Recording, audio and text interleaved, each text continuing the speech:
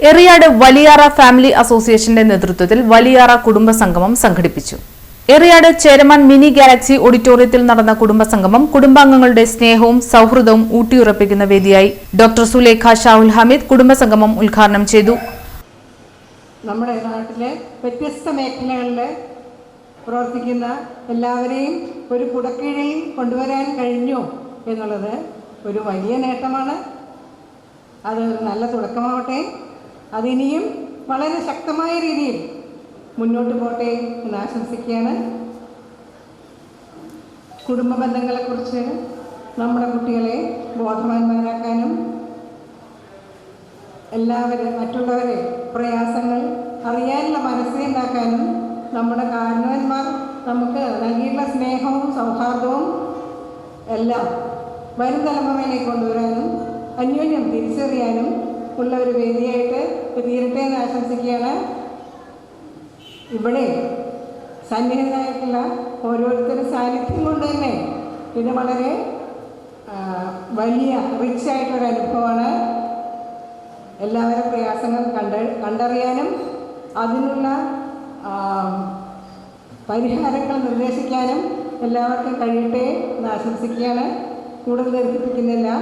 ഈ മഹത്തായ ഈ സംഗമം ഉദ്ഘാടനത്തിനായി പ്രഖ്യാപിച്ചുകൊണ്ട് നിർത്തുന്നു. അസ്സലാമു അലൈക്കും. Valiyara family association president engineer Shahul Hameed അധ്യക്ഷത വഹിച്ചു. നമ്മൾ പഠിച്ചവനെ അനുകരിച്ച് ഇപ്പോഴെങ്കിലും ഇത് സാധിച്ച് അത് 2 പ്രാവശ്യം നീട്ടി വെച്ചിട്ടാണ് ഇപ്പോഴും 3ാമത്തെ ഇതിലാണ് നമ്മളിപ്പോൾ തുടങ്ങിയത്. ആദ്യം ഒരു ഡേറ്റ് ഫിറ്റ് ചെയ്ത് പിന്നെ പിള്ളേർക്ക് പരീക്ഷ മറ്റേതെന്നൊക്കെ പറഞ്ഞ് ഇങ്ങനെ നീട്ടി കൊടുന്ന് ഇന്നിപ്പോൾ ഒരു ദിവസം ഇതിനു വേണ്ടി ഒഴിച്ചു വെച്ചിരിക്കുകയാണ്. നമ്മൾ ഈ വലിയാറ ഫാമിലി എന്ന് വെച്ചാൽ അത്ര വലിയ പേര് കേട്ട വലിയ ഫാമിലിയൊന്നുമില്ല, ചെറിയ ഫാമിലിയാണ്. അതിൽ തന്നെ സാധാരണക്കാരനാണ്. വലിയ ബിഗ് ഷോട്ടുകളൊന്നുമില്ല, വലിയ ധനവാന്മാരല്ല, വലിയ വലിയ വലിയ അങ്ങനത്തെ ആളുകളൊക്കെ സാധാരണക്കാരാണ്.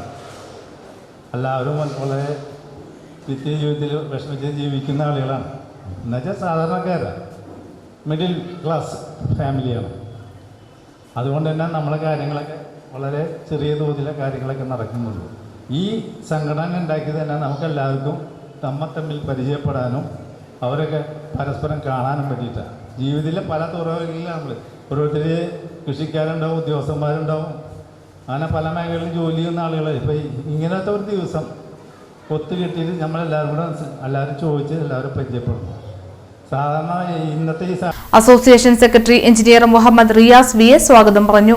ലൈഫ് സ്കിൽ ട്രെയിനറും പ്രമുഖ പരിശീലകനുമായ റഷീദ് സുഫ മുഖ്യാതിഥിയായി പങ്കെടുത്തു. പരസ്പരമുള്ള ആശയവിനിമയം സംസാരമൊക്കെ കുറഞ്ഞുണ്ട്. പലതും ഗ്രൂപ്പുകളിലൂടെയാണ് നമ്മൾ അറിയുന്നത്, സംസാരിക്കുന്നത്, ആശയങ്ങൾ കൈമാറുന്നത്. ഒരു വീട്ടിൽ താമസിക്കുന്ന ആളുകൾ തന്നെ ചിലപ്പോൾ മകനെ മുകൾ നിലയിൽ അവൻ്റെ റൂമിൽ ഉള്ള മകനെ ഭക്ഷണം കഴിക്കാൻ ഉമ്മ വിളിക്കുന്നത് ചിലപ്പോൾ ഒരു വാട്സപ്പ് മെസ്സേജിലൂടെ ആയിരിക്കും. എന്നാലേ കിട്ടുള്ളൂ എന്നുള്ളൊരവസ്ഥയാണ്. ആ ഒരു കാലഘട്ടത്തിലാണ് ഇത്തരം ഒത്തുചേരലുകളുടെ പ്രസക്തി വർദ്ധിക്കുന്നത്.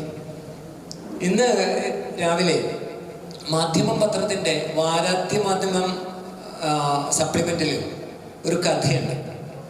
കഥ എഴുതിയത് ഈ എറിയാട് സ്വദേശിയായിട്ടുള്ള നസീർ കാദിയാളം, ഞങ്ങളുടെയൊക്കെ സുഹൃത്താണ്. യാദൃശ്യമായിട്ട് രാവിലെ പത്രം നോക്കിയപ്പോൾ കണ്ടത്. കഥ ഇന്നത്തെ നമ്മുടെ ഈ കൂടിച്ചേരലുമായിട്ടൊക്കെ വളരെ പ്രാധാന്യമുള്ള പ്രസക്തിയുള്ളൊരു കഥയാണ്.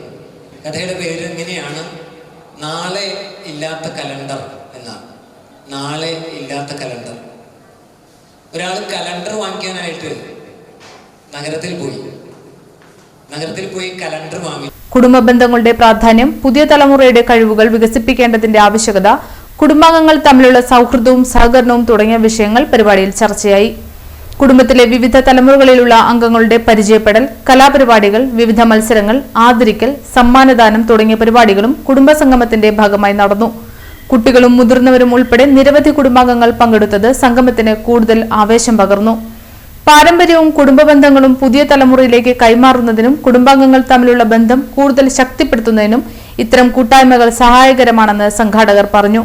ഷാജഹാൻ നന്ദി പറഞ്ഞു.